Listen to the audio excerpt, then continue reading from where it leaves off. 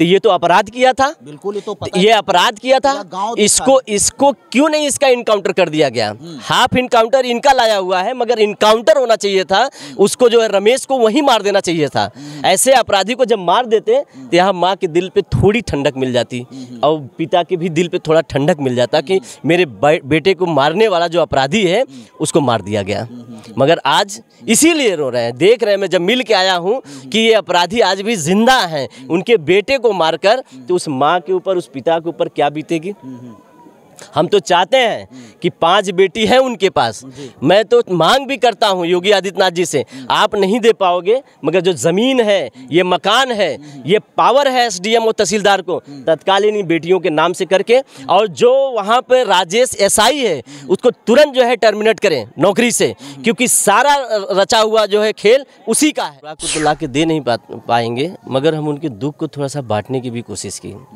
पर मैं क्या कहूँ, मनोज जी एक बड़ा, हाँ, ये दिखाओ जरा सा, ये जो डबल मंजिले का घर है, ये उस अपराधी का है, उस हरामखोर का है। मुझे गाली तो नहीं देना चाहिए, मगर मुंह से निकल रहा है। और ये गरीब बच्चा अनुराग जो मार दिए गए, देख रहे हैं, ये है, ये घर है, देख रहे हैं, ये अनुराग। बताओ कितना बड़ा आदमी है वो लोग। इस पापी ने नरसंहार किया है। इस पापी को तो इन माँ बाप को तभी जाके दिल पे ठंडक आएगी जब तक वहाँ पे लालता, रमेश और राजेश, इन तीनों अपराधियों को मार नहीं दिया जाएगा।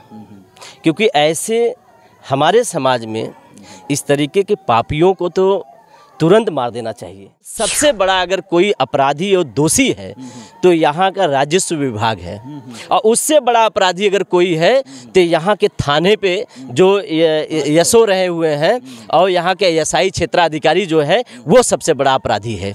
इन अपराधियों को भी तुरंत इन्हीं लोगों के जैसे सजा करके तुरंत इन लोगों को जेल भेजना चाहिए। आज ये 95 का जो है ये मामला चल रहा था, जितने अधिकारी और कर्मचारी आए हैं ये बेचारे अपने तहरीर लेके और एप्लीकेशन देते रह गए, तो उन लोगों के रच को कान में जो भी नहीं जुआ, उनको जरा से भी पता नहीं किस लिए बैठाया गया इन लोगों को। अब ये किसी विभाग में रहा करता था, पैसा लेके आया, और ये जो यहाँ पे अपराधी हैं, ये अपराधी जो है पैसा खिलाता था इन लोगों को। ये भ्रष्ट जितने भी अधिकारी और कर्मचारी थे, क्या ये भ्रष्ट अधिकारी और कर्मचारी पैसे वालों के लिए ही हैं?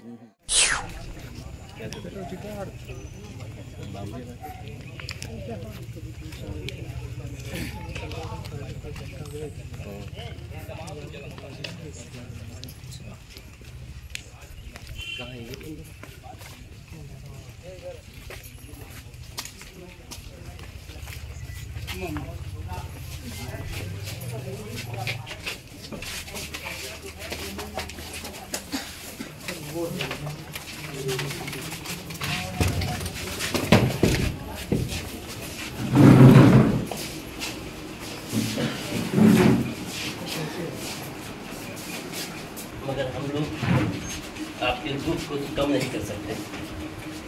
इस तरीके से ना हुई है, बेहद समाज में बड़ा गंदा एक मैसेज गया।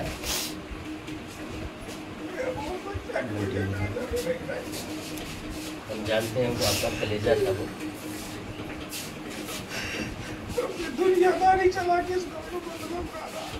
नहीं बहुत सीधा बच्चा। तो जब उसको पुरस्कृत कर दिया जा रहा था मंत्री जी के द्वारा, तो हम लोग थे, इतना सुंदर बच्चा, बड़ा कोमल बच्चा जो है, एकदम रोइए मत आप लोग, आपके दुख में हम लोग भी शामिल हैं, एकदम रोइए मत आप। भाई अनुराग जी चले गए, वो आपका तो कलेजा था, आपका पूरा वंश था, वो जगा रहा था पूरा।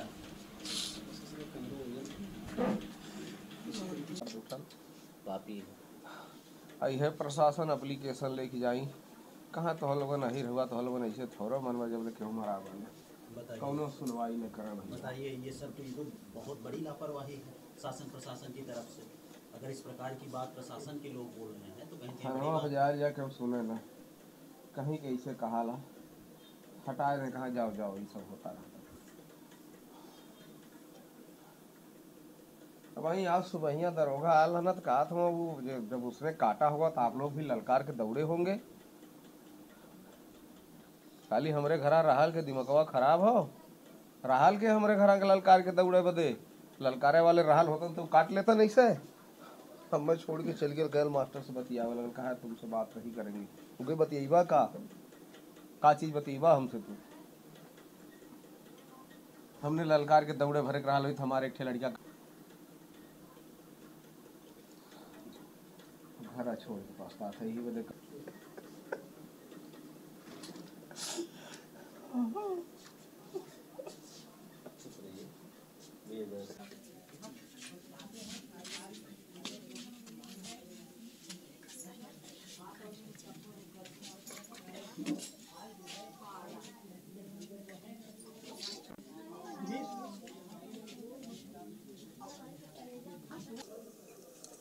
हो गया।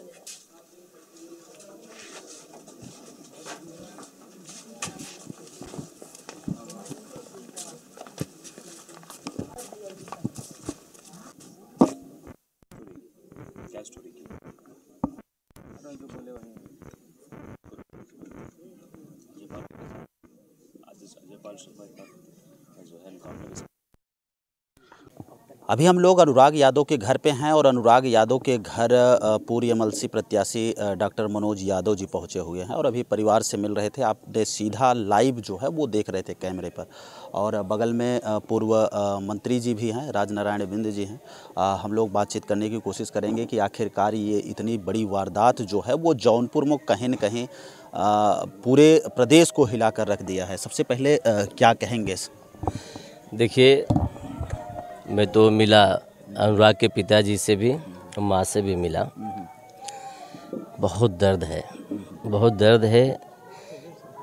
5 बेटियों में एक बेटा था उनके पास, जिसका नरसंहार करके हमें नहीं लगता है कि हम लोग ने कभी इस तरीके से आँखों से देखा होगा या सुना होगा। इस ज़मीन पे टीवी में इस तरीके के सीरियल सुनने को देखने को मिलता था, मगर जिस तरीके से इस पापी ने नरसंहार किया है, इस पापी को तो इन माँ बाप को तभी जाके दिल पे ठंडक आएगी जब तक वहाँ पे लालता, रमेश और राजेश, इन तीनों अपराधियों को मार नहीं दिया जाएगा।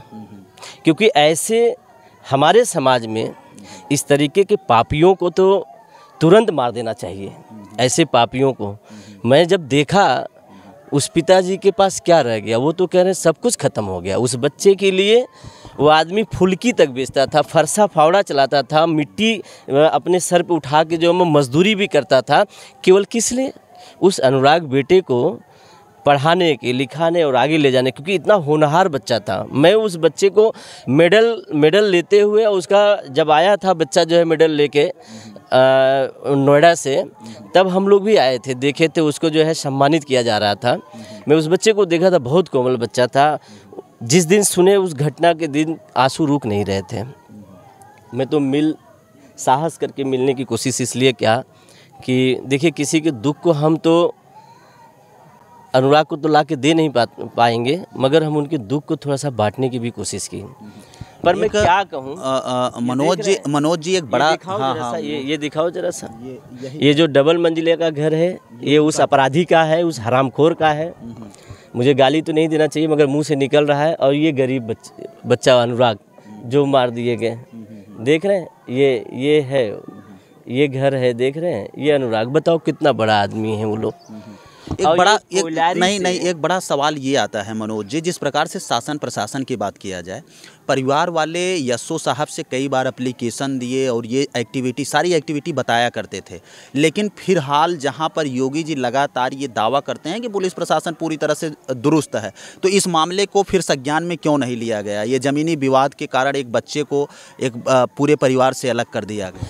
ये 1995 से मामला चल रहा है और 932 ग इनके नाम से जो है आवंटित है तहसील में दिया गया, और जो वो ज़मीन उधर ही निकलेगी जहाँ पे ये लोग अपना दावा ठोक रहे थे।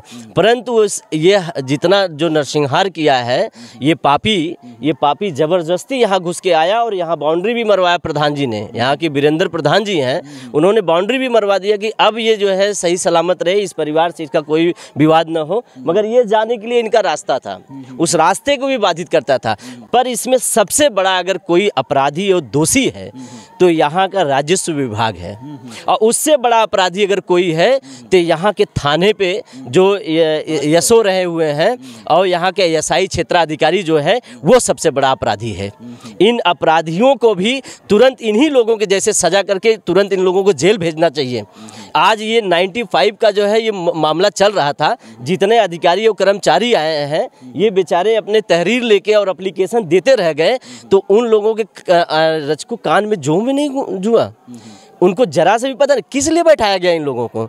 अब ये किसी विभाग में रहा करता था, पैसा लेके आया, और ये जो यहाँ पे अपराधी हैं, ये अपराधी जो है पैसा खिलाता था इन लोगों को। ये भ्रष्ट जितने भी अधिकारी और कर्मचारी थे, क्या ये भ्रष्ट अधिकारी और कर्मचारी पैसे वालों के लिए ही हैं? क्या ये यहाँ पे जीने के हक और अधिकार यहाँ के गरीबों लोगों को नहीं है? इनके लिए न्याय नहीं बना है? जिस हिसाब से अनुराग के पिताजी का बयान आ रहा है वो ये कह रहे हैं कि जब हम लोग यशो साहब से बात करते थे वो कहते थे कि ये मतलब जाति सूचक वर्ड यूज करते थे कि ये अहिरों का मामला है और जब तक कोई बड़ा कांड नहीं होगा तब तक ये शांत नहीं होगा। इस एक यशो अगर इस प्रकार की बात करे तो कैसे प्रदेश की लाइन ऑर्डर और तमाम चीज़ें कैसे चलेंगी? पता नहीं, ये लोग जाहिल लोग संवैधानिक पद पे जब जाते हैं क्या उस दायरे को पढ़ लिख के आते हैं कि उनको काम क्या करना है, किस आधार पे काम करना है, कि क्या इन अपराध, ये भी अपराधी हैं, इस तरीके से बात करने वाले ये भी अपराधी हैं, इन लोगों के ऊपर भी कानूनी कार्रवाई होनी चाहिए। ये कौन सी बात आ गई कि यादव है, जब तक खून नहीं हो जाएगा तब तक जो भाई ये फैसला निपटेगा। तुम किस लिए बैठे हो? किस लिए ये कानून बना हुआ है? किस लिए ये कानून बना है? कानून आदमी वही सहारा लेने जाता है जो कमजोर होता है, वही तुम्हारे पास जा रहा है। पुलिस रक्षक का काम करती है, यहाँ पर क्या रक्षा की है बताइए? अब तुम्हारा काम है कि किस तरीके से हम मामले को सलटाएं, और ये राजस्व विभाग का भी मैटर होता है। तहसीलदार, लेखपाल और कानूगो, ये 3 जिम्मेदार होते हैं। ये तीनों जिम्मेदार अगर व्यक्ति बैठते हैं कि ये लैंड 2 की ज़मीन है, ग्राम समाज की ज़मीन है, आप दोनों लोगों से कोई वास्ता नहीं है, इसलिए आप लोग अगर इसमें रहना चाहते हैं, जिनके पास ज़मीन नहीं होती है तो उसको पट्टा दिया जाता है, और सो मोटो जो है वहाँ पे उसको अधिकार होता है। एसडीएम, तहसीलदार और लेखपाल कानूगो मिलकर उसको देते हैं। अगर उन्होंने उनको दे दिया था अनुराग के पिताजी को, तो इस पे अगर ये अपराध कर रहा था तो ये लोग कहाँ थे? इस बात का तो इन लोगों को स्टैंड लेना चाहिए था, क्लियर करना चाहिए था। नहीं होता था फोर्स लेके तुमको काम कराना चाहिए था। तुम्हारे लिए तो फोर्स भी जारी किया जाता है, आखिरकार तुमने फोर्स को भी लेके क्यों नहीं उसको क्लियर किया? और आज तक ये जो यहाँ मामला यहाँ तक पहुँचा, इस मामले को पहुँचाने वाले यही जो है सरकार के अधिकारी और कर्मचारी हैं। जिस तरीके से ये नरसंहार हुआ है तो इसका सबसे बड़ा अगर कोई दोषी है तो ये राजस्व विभाग और ये कानून वाले हैं। ये घटना जो है वो कहीं न कहीं पूरा प्रदेश और पूरा देश देख रहा है कि आखिरकार जौनपुर की अनुराग के साथ क्या चीज़ें हुआ। जिस प्रकार से शरीर से सर जो है वो अलग कर दिया गया, कहीं न कहीं ये बहुत बड़ी घटना है। और इस पर अगर प्रदेश सरकार की बात किया जाए, योगी जी की बात किया जाए, अभी तक कुछ बयान नहीं आया है। और लगातार अपराधी को कल राजेश यादव को कल वहाँ से, राजेश ही नाम है ना, रमेश यादव, कल रमेश यादव को लखनऊ से गिरफ्तार किया गया, लेकिन कुछ कड़ी कार्रवाई नहीं दिख रही। 3 की एसटीएफ उस समय कहाँ चली गई थी? जब वो मंगेश यादव को फर्जी इनकाउंटर कर सकते थे तो ये तो अपराध किया था। बिल्कुल, ये तो पता ये अपराध किया था। इसको क्यों नहीं इसका इनकाउंटर कर दिया गया? हाफ इनकाउंटर इनका लाया हुआ है, मगर इनकाउंटर होना चाहिए था। उसको जो है रमेश को वहीं मार देना चाहिए था। ऐसे अपराधी को जब मार देते तो यहाँ माँ के दिल पे थोड़ी ठंडक मिल जाती और पिता के भी दिल पे थोड़ा ठंडक मिल जाता कि मेरे बेटे को मारने वाला जो अपराधी है उसको मार दिया गया। मगर आज इसीलिए रो रहे हैं। देख रहे हैं, मैं जब मिल के आया हूँ कि ये अपराधी आज भी जिंदा हैं, उनके बेटे को मारकर, तो उस माँ के ऊपर, उस पिता के ऊपर क्या बीतेगी? हम तो चाहते हैं कि 5 बेटी है उनके पास। मैं तो मांग भी करता हूं योगी आदित्यनाथ जी से, आप नहीं दे पाओगे मगर जो ज़मीन है, ये मकान है, ये पावर है एसडीएम और तहसीलदार को तत्कालीन बेटियों के नाम से करके, और जो वहाँ पर राजेश एसआई है उसको तुरंत जो है टर्मिनेट करें नौकरी से, क्योंकि सारा रचा हुआ जो है खेल उसी का है, उसने ही रचा है कि आप कुछ भी कर लो, हम पुलिस विभाग में एसआई हैं, हम थाम लेंगे, बचा लेंगे। क्या ऐसे लोगों को जो इस मानसिकता के लोग हैं, इन लोगों से योगी आदित्यनाथ जी नौकरी करवाएंगे? तुरंत उसको टर्मिनेट कर देना चाहिए। अब तक उसको जो है बर्खास्त कर देना चाहिए और किसी बेटी को जो है उसके पद पे रख देना चाहिए। मैं मांग करता हूं कि किसी बेटी को जो है राजेश को तुरंत जो है टर्मिनेट करें, उसको सस्पेंड करके जो है उसका जो है नौकरी खत्म करें, और किसी बेटी को नौकरी दे के जो है कम से कम इतना तो हो जाए। एक प्रश्न उठना चाहिए, एक सवाल जाना चाहिए कि ये इस तरीके से घटना कृत्य करोगे, मैसेज जाना चाहिए कि इस तरीके से घटना अगर करोगे तो तुम्हारी संपत्ति जो है उसी परिवार को दे दी जाएगी जैसे अनुराग के परिवार को दे दिया गया। पूरी ज़मीन उनको दे देना चाहिए, ये मकान उसके नाम से बच्चे से पिताजी के नाम करवा देना। वो तो कह रहे हैं कि मेरा बेटा चला गया, मुझे कुछ नहीं चाहिए, मगर मैं कहता हूँ एक ऐसे तरीके का मैसेज दीजिए इस समाज में, इस प्रदेश में, ताकि इस तरीके से अपराध करने वाला जो दुनतार जो मानसिकता के व्यक्ति होते हैं कम से कम थर कांपे। ये भी होना चाहिए। बुलडोजर से घर गिराओ मत, ये घर उसको दे दो, ये घर दे दो, और जितने इसके परिवार के लोग हैं इनको आजीवन कारावास कर दो, और सजाए मौत लालता को और रमेश को सजाए मौत की सज़ा सुनाए, और इनके पूरे परिवार के जितने लोग हैं, क्योंकि जब भी तलवार उठाया होगा तो सारे परिवार के लोग रहे होंगे, और ये अपराध करने से पहले तो सब लोग साजिश करके उस बच्चे की हत्या की गई है। इसलिए सभी अपराधी हैं। पूरे परिवार को, इन लोगों को जो है आजीवन कारावास कर देना चाहिए, और फिर इसके बाद रमेश को क्या होना चाहिए जिसने ये कांड किया? सजाए मौत, लालता को, रमेश को सजाए मौत, तत्काल फांसी दी जाए। तत्काल है मुख्यमंत्री जी इस चीज को संज्ञान में लेते हुए कड़ी कार्रवाई करेंगे और लगता है कि न्याय मिलेगा? मुख्यमंत्री जी वही कार्य करेंगे जो उनको शोभा देता है। क्या ये नहीं लग रहा है, ये गरीब, ये माँ, ये बेटी रो रही हैं, उनके कानों तक इनकी आवाज़ नहीं जा रही है? इसी प्रदेश में रहते हैं, आपके एलआईयू भी हैं यहाँ पे, क्या संदेश नहीं दे रहे हैं? कल की बात कर रहे हैं, उनके पिताजी से मैंने बात किया, यहाँ पे एक एसआई आता है और कहता है कि आप क्यों रो रहे हो, आप ही गलत हो। बताओ, कल की बात कर रहा है, ये एसआई है, ये एसआई है। इसको तो मैं मांग करता हूँ तुरंत इसको भी सस्पेंड करें, अभी सस्पेंड करें इसको।